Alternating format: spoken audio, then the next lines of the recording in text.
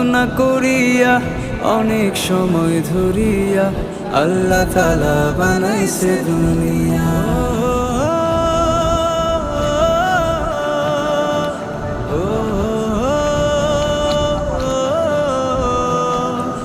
চন্দ্র সূর্য তার হুকুমে দেয় যে সুন্দর আলো,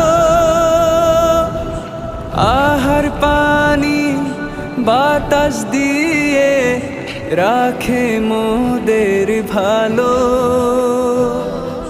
চন্দ্র সূর্য তার হুকুমে দেয় যে সুন্দর আলো,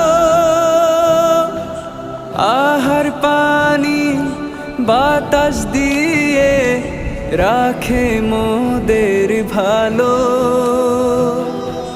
দুনিয়ার মানুষজন